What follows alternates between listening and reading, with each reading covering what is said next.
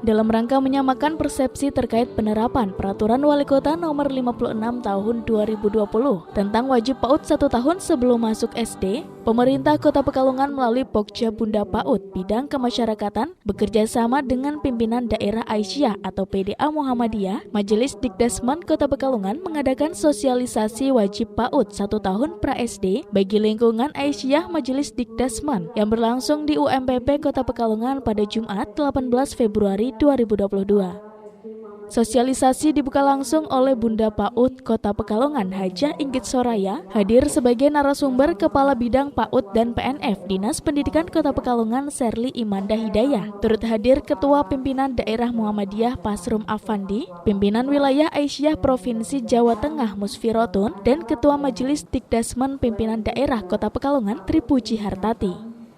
Inggit menilai perwal wajib PAUD 1 tahun per-SD merupakan keputusan yang tepat karena melalui jenjang pendidikan PAUD mampu menyiapkan psikis dan kemampuan motorik anak usia dini untuk melanjutkan jenjang pendidikan yang selanjutnya. Melalui sosialisasi ini, Inggit berharap seluruh MI sekota Pekalongan di bawah naungan Muhammadiyah dan Aisyah untuk ikut mendukung dan melaksanakan perwal tersebut pada lembaga pendidikan masing-masing.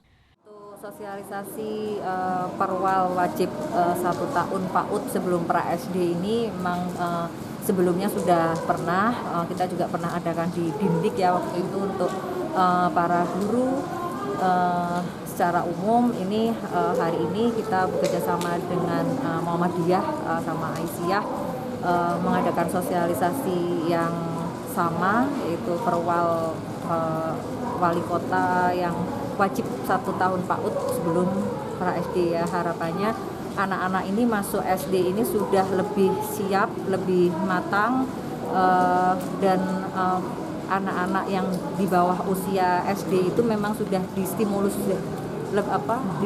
dari mulai bahasa, mungkin psikomotoriknya, dari motorik kasar, motorik halus. Jadi anak-anak ini begitu masuk SD itu sudah lumayan siap. Dan saya harapannya juga di SD ini banyak sekali yang masih salah kaprah ya. Di SD itu harus sudah bisa siap calistung, baca tulis.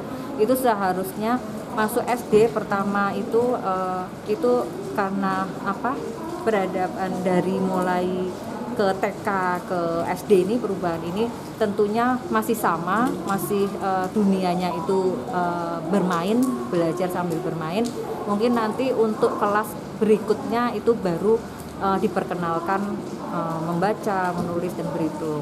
Ini harapannya nanti dari guru-guru SD juga bisa memahami kondisi anak-anak yang dari mulai PAUD ini masuk ke SD itu harus mulai adaptasi dulu, tidak harus diwajibkan sudah wajib bisa baca, tulis, berhitung.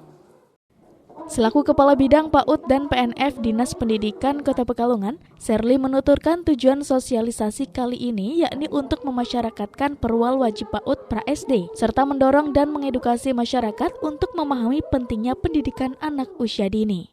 Sosialisasi wajib PAUD 1 tahun pra-SD ini kita kerjasama dengan Majelis Dikdasmen Aisyah, terus kita kerjasama juga dengan Pokja Bunda PAUD dan Dinas Pendidikan untuk menyelenggarakan kegiatan ini.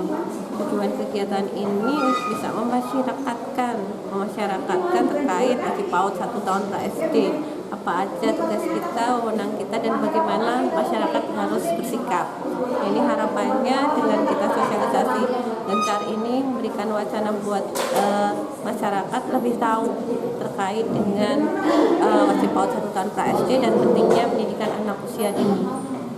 Harapan kita masyarakat kota semakin peduli terkait dengan wajib PAUD 1 tahun pra-SD, semakin tahu pentingnya pendidikan anak usia dini yang tadi sudah saya sebutkan, sehingga walaupun di masa nanti kita nggak tahu ada masa apa lagi ya, masa pandemi misalkan kayak kemarin, mereka tetap antusias menyekolahkan anak-anaknya di PAUD, karena ketika anak-anak nggak distimulasi dengan optimal, perkembangan otaknya juga akan terhambat, generasi emasnya nanti kita juga mengkhawatirkan ini.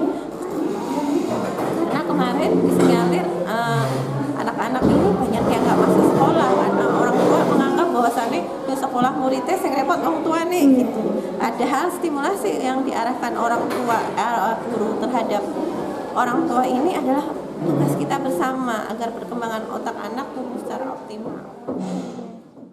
Sementara itu, pimpinan wilayah Aisyah Provinsi Jawa Tengah Musfiratun menghimbau kepada para orang tua anak usia dini untuk mendaftarkan sang anak ke lembaga PAUD dan bagi MI diharapkan tidak abai dan lebih jeli dalam menyeleksi calon peserta didik serta menjadikan ijazah TK sebagai salah satu syarat untuk masuk ke MI.